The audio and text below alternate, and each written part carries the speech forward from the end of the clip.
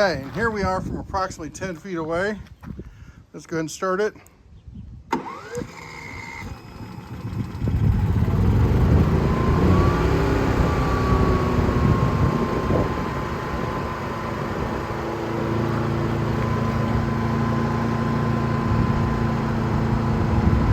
Howdy ho, guys and gals. It's that time of year. It's end of August. We're moving on through the seasons here. We can see fall not too far away, which means, at least for me, it's time to start thinking about generators. Yeah, you know, the fall, when we're up here in Montana and winter comes fast and it comes hard, and having a good power backup can be the difference between a nice, cozy, warm home and shivering, huddled together for warmth.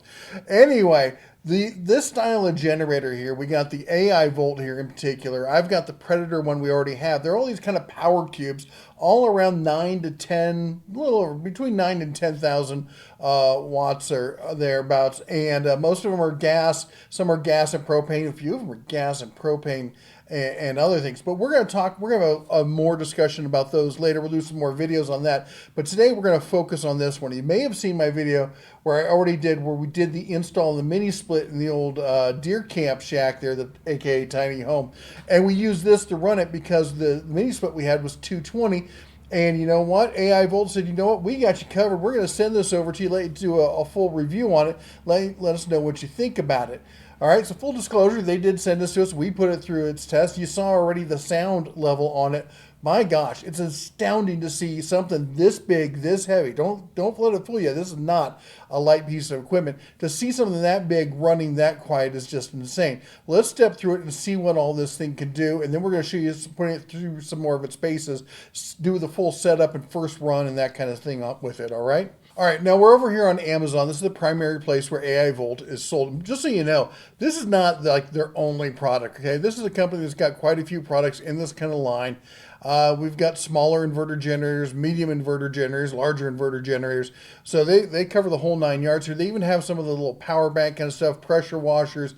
They even have some cordless equipment as well. So they're not a one-trick pony here. But let's go back to this one. So what you're looking at here, and they got a great little picture here of their the control panel. Let me see if I can pull that up. Now I want to do this right here. Here we go. This is the left side of the control panel. You've got electric start, push button start. Now there is a pull start on it. So there's 3 ways to start this thing. You can push start, you can pull start, and it's even got the remote start. I kid you not.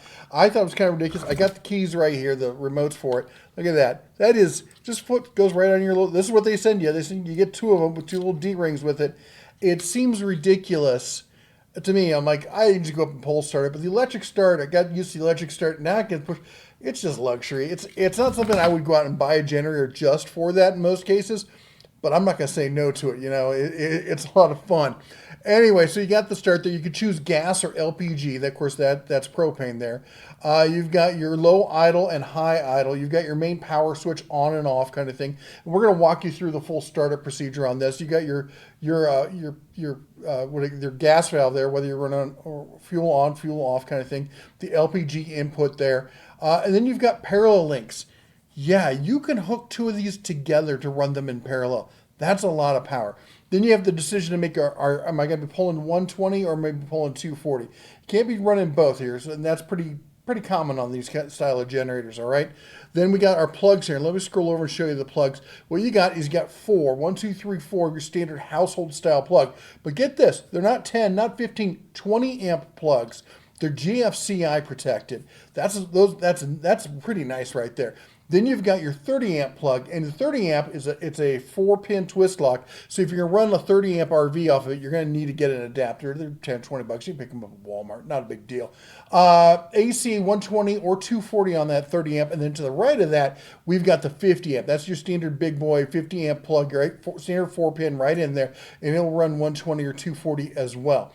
We got breakers for all of these. Then above that, look at this. Above that, we've got the battery charging port, ATS. We get the circuit breakers right there for the 30 amp and the 50 amp. So you turn them on, turn them off. So basically, you want to turn them off Okay, and then what I like to do is turn them off, plug everything in, and then flip the switch on it, so you don't get, as you're plugging in, there's none of that kind of jumping of power kind of thing. You got your 12 volt DC plug, you got a DC breaker, CO alert. Of course, that's going to keep you and your family safe and secure. I know a lot of people get real picky about that. They don't like it and stuff, but you know what? Too many people have been hurt by inappropriate, exhaust going the wrong way kind of thing. Better safe than sorry. The entire generator community has kind of gathered together and said this is the new standard. They're all doing it, so get used to it. Voltage selection, the indicators there tells you whether you're pulling too many amps or not. Good luck on that on something this size. And the display center, which is telling you stuff like how long it's been running, how much it's pulling, the whole 9 yards there. Now this is, as I was saying before, it's 10,000 watts starting, 8,000 running. Now what that means is that when you turn on electrical devices, especially stuff that has an electrical motor and stuff attached, like say an AC unit, you're kind of like getting that boulder moving kind of thing is the analogy I like to use. It takes a lot to get it going, but once you get it going, it's easier to push it after that. So you have that first initial surge, and that's what the 10,000 is for. And then while it's running, it has to be at 8,000. So it can run 10,000 for a short time, but everything has to settle down below 8,000 all combined for it to keep going. And you gotta have a pretty big house to go beyond that. Let's be honest about that. LPG, you're gonna get dinged a little bit of about 10%, 5 to 10% tax when we go to LPG. It doesn't have the combustibility of gas, so you're only getting 9,000 starting, 7,200 running on that one. Again, it's an inverter generator, so twofold here. We got the inverter generator does two things. It makes the engine only run as hard as it needs to run, which means if you're not pulling a ton of power, it doesn't run that hard. That means less exhaust, less fuel used, and less sound. And it scales up and scales down as needed. The second thing it does is it smooths that power out so you get a nice clean sine wave. So all your delicate electronics, your tablets, your phones, all the other kind of electronics in your house, they'll be perfectly fine, perfectly safe. Don't have to worry about hurting anything when you're running it with something like this. That's what I really like about them. Then the second thing is it's fully enclosed. That's your second layer of sound control. Fully enclosed. There's foam baffling on the inside. It's a really tidy package. Yes, the exhaust doesn't have to be exposed to air, but you'd be surprised how much sound actually comes from the engine itself and from the whole contraption rather than just from the exhaust. Everyone thinks the sound is coming from the exhaust. I would say most of the sound is actually coming from the generator itself. And by fully enclosing it, well, you saw the results. That's pretty quiet for a motor this size, isn't it? Or engine, I'm sorry, a little bit of the Kentucky in me, coming through there, the motor versus engine. Anyway, let's take you through the setup on this. Just so you know, I'll put a link to all this down below, and there's the 5% off coupon. And on top of that, AIVOLT gave me a special coupon code just for you all. That's down there also. We're going to take even more off with that. So be sure to use that if you're interested in taking a look at this thing. Anyway, let's take a look through the setup, how you prep it, because when it comes, you got to connect the battery, you got to put oil in it, you got to put some gas in it, and you got to go through the startup procedure. It's really simple, so easy child could do it. All right, the first thing you want to do here once you get ready to set it up is you're going to want to remove both the side panels. They're super easy, just a little twist lock on the bottom, snap them off, and that's all there is to it. Then you want to add some oil. Now it asks for 10W30 oil. It takes 1.1 quarts. I fudged it here. We used 5W30 because it's going to be cold here real soon, and I want to make sure this thing starts nice and easy when it gets real cold out there. Now on the opposite side here, you can see this is where the battery is, and that's what's going to work for your electric start.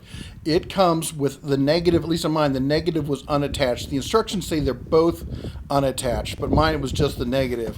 So you're want to get in here and attach both of those points there, and to make sure that you could do the electric start. We got our supervisor. She's on the job. She's making sure we're doing everything the way we're supposed to. She's tough but fair.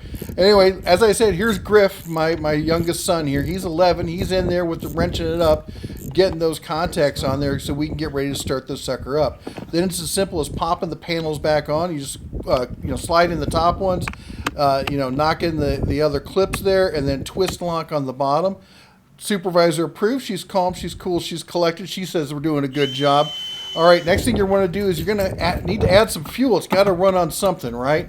So make sure you're not using anything with ethanol. The less ethanol you can get in it, the longer any small engines are going to last. Okay, we got our fuel, 5-gallon smart can here.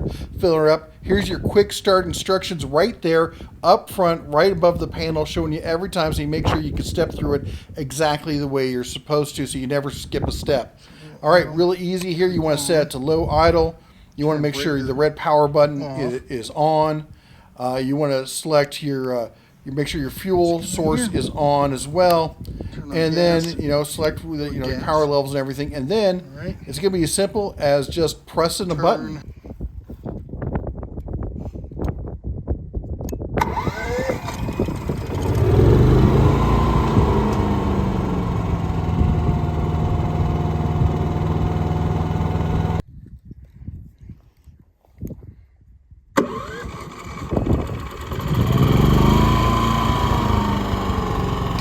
Hold up. Drift, take it off low idle.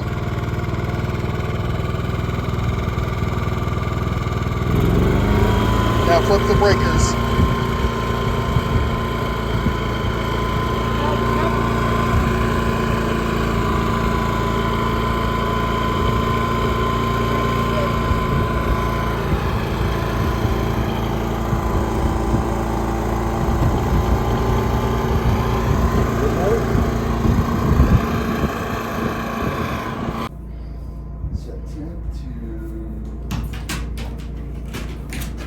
You excited? Someone's excited. Look at that. Yep, hop up in there, see if we got some air coming out.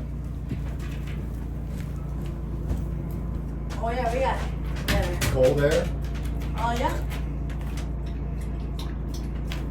Oh yeah, that feels nice. That looks good up there. Yeah, once I insulate this thing will be alright. Well, there you go. There you have it. It's running a 24,000 BTU 220 volt mini split there. So if it can do that, run it cold, and we also tested it with hot, did it like a champ. I think it can handle the stuff that you need it to do. I'm pretty happy with this thing. Anyway, that's all we got for you today. You all take care. God bless. And as always, shine on.